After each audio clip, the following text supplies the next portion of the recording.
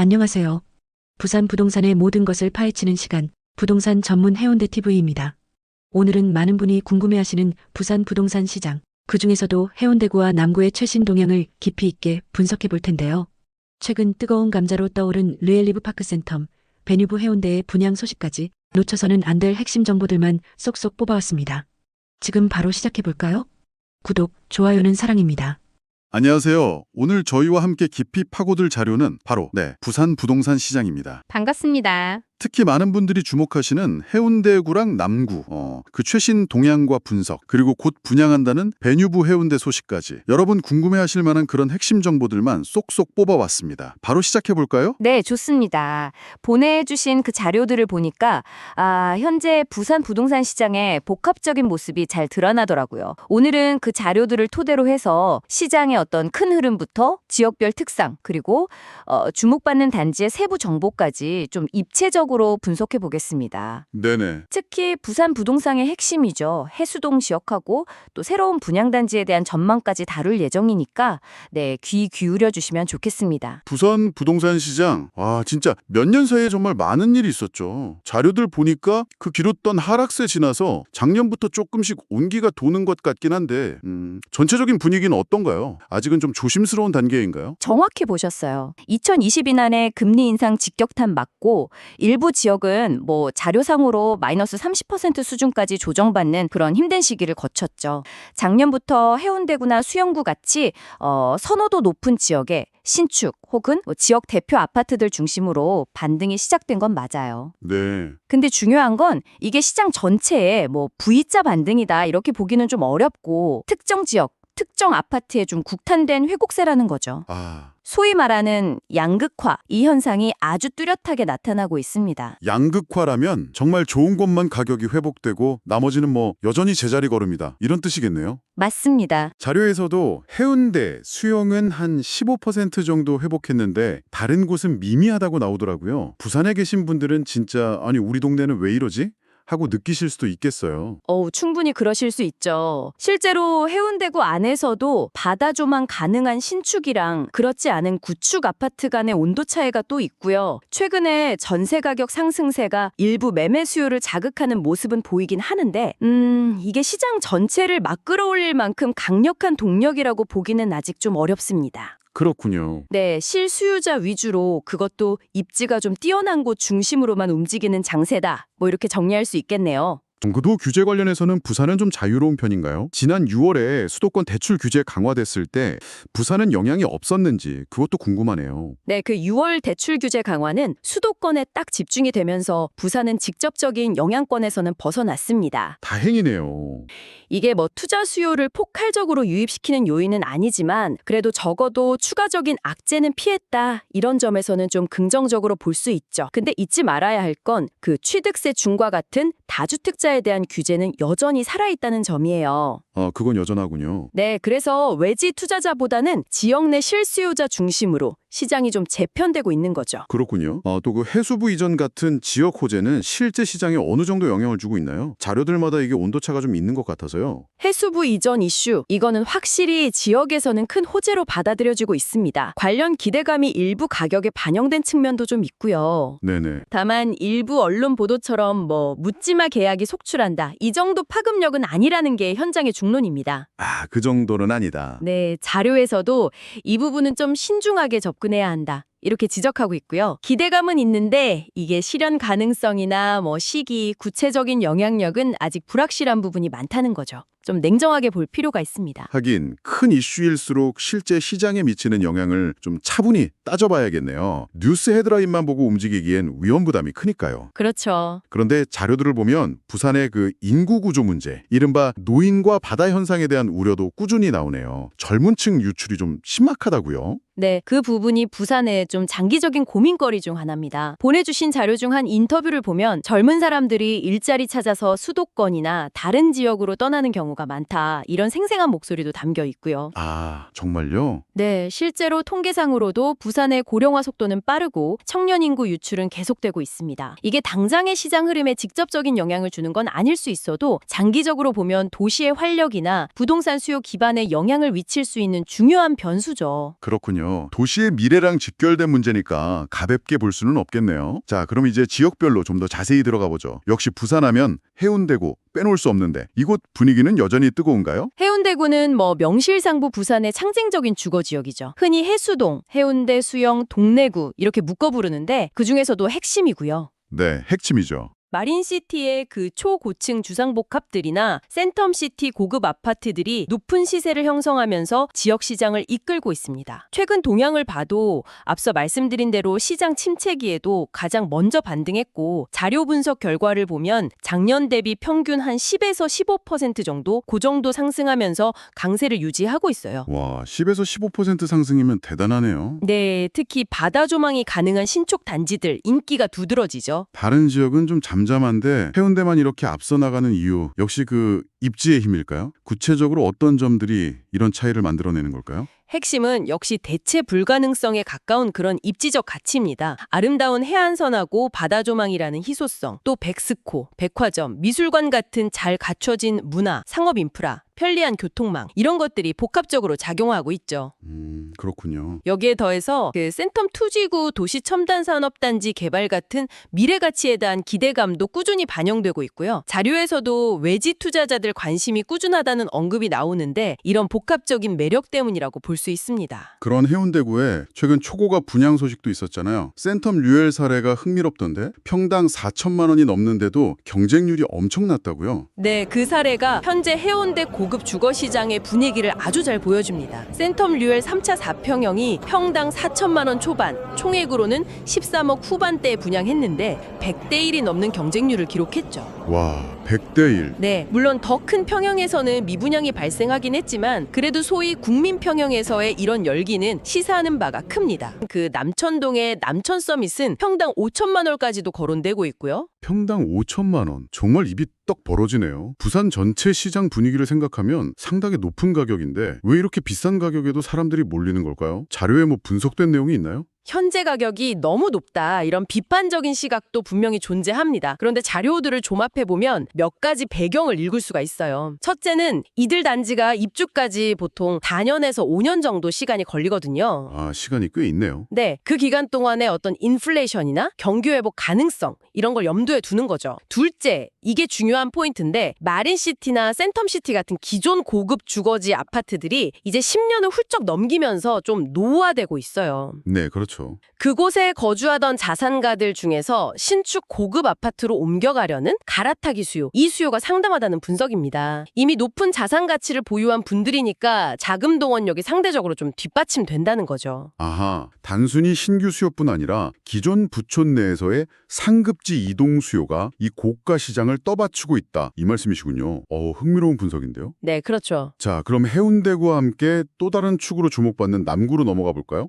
남구는 어떤 매력이 있는 곳인가요? 남구는 최근 몇 년간 부산에서 재개발, 재건축이라는 키워드가 가장 잘 어울리는 지역입니다. 아, 재개발, 재건축. 네, 대연동, 문현동, 용호동 일대에서 대규모 정비 사업들이 막 동시다발적으로 진행되면서 도시 모습 자체가 바뀌고 있죠. 특히 대연 3구역, DIL 같은 경우는 4,000세대가 넘는 매머드급 단지가 들어서는 등 신축 아파트 공급이 활발하고 그만큼 시장의 관심도 뜨겁습니다. 2025년 남구에 입주 예정인 물량만 3,000세대에 달한다고 하더라고요. 와, 3,000세대 맞네요. 재개발, 재건축이 활발하다는 건 그만큼 미래 가치에 대한 기대감이 크다. 이렇게 해석할 수도 있겠네요. 네, 맞습니다. 그 광안대교 보이는 광안리 쪽 분위기는 어떤가요? 남천동 삼익비치 재건축 이야기도 꾸준히 들리던데요. 맞습니다. 광안리 해변 가까운 남천동에서는 남천자이가 신축 대장 아파트로 자리매김하면서 34평형이 13억 이상의 거래량이 된다는 내용이 자료에 포함되어 있고요. 13억? 와. 그리고 과거 부산의 대표적인 부촌이었던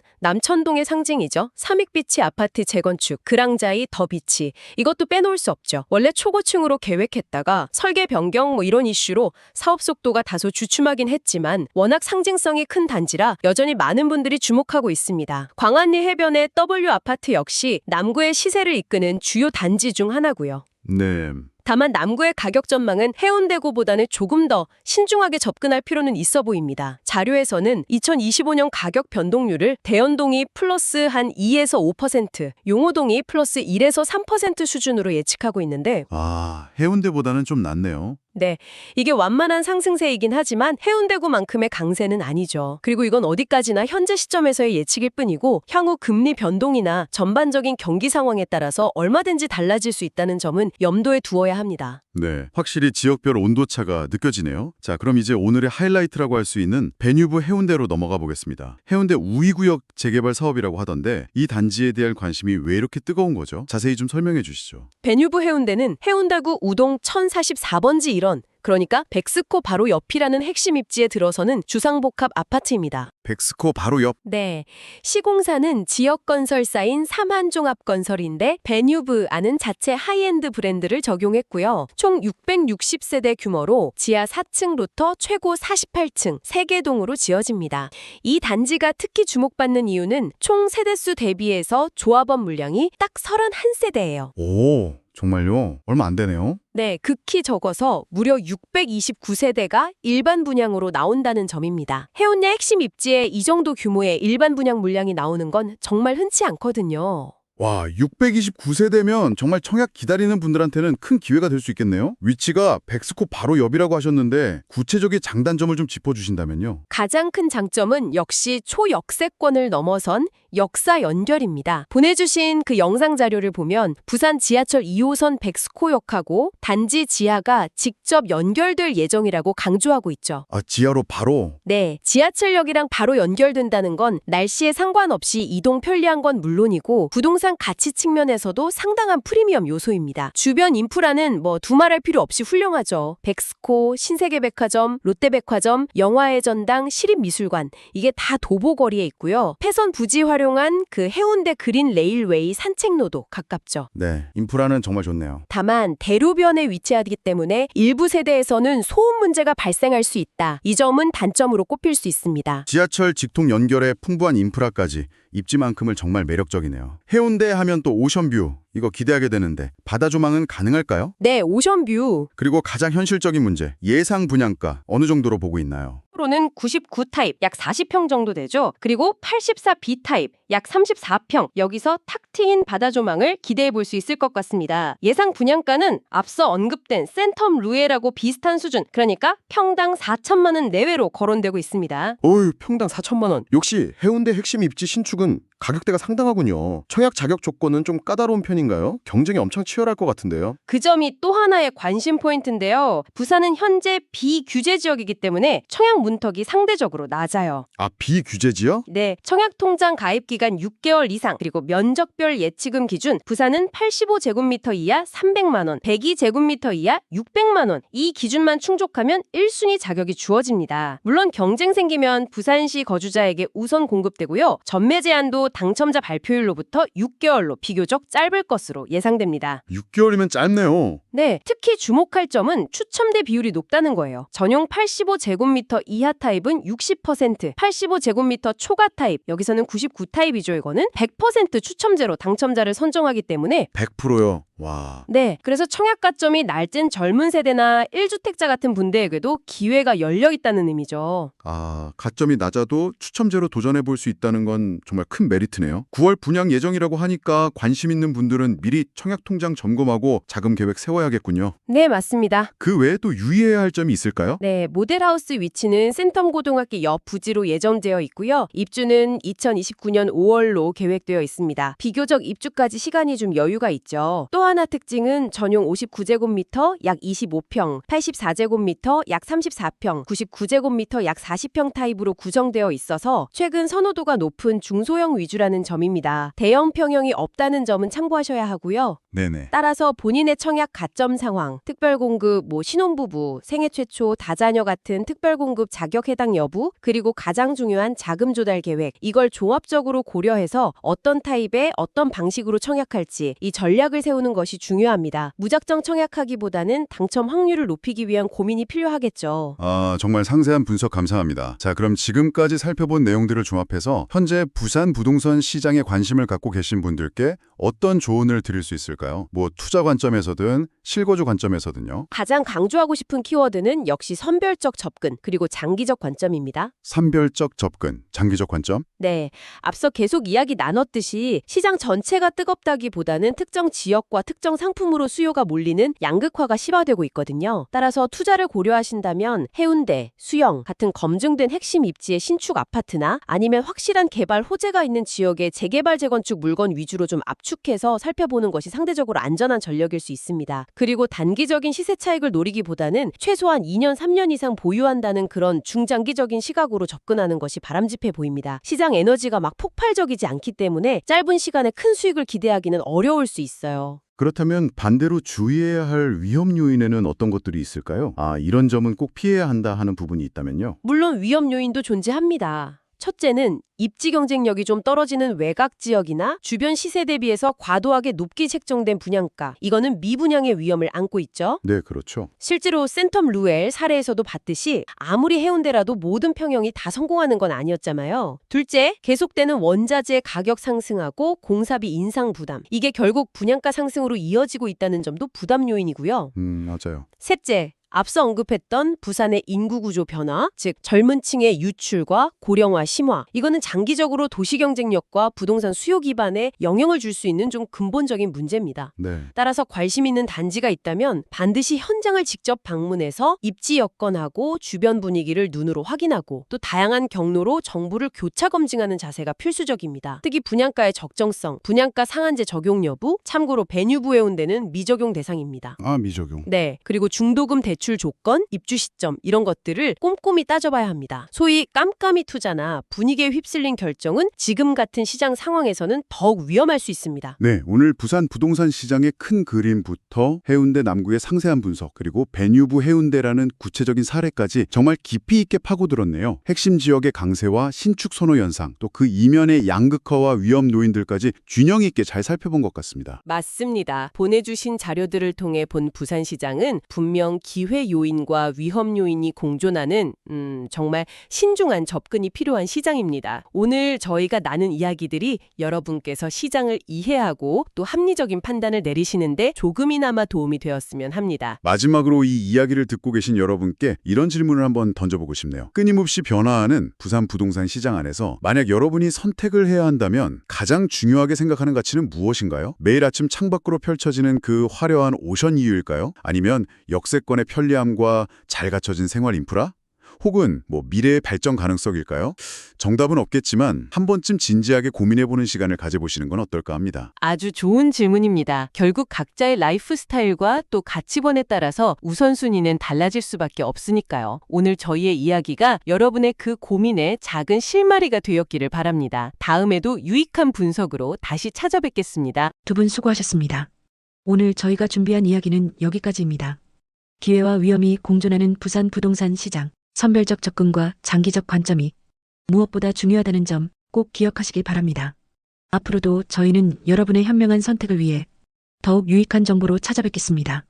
지금까지 부동산 전문 채널 해운대 TV였습니다. 구독과 좋아요 부탁드립니다. 감사합니다.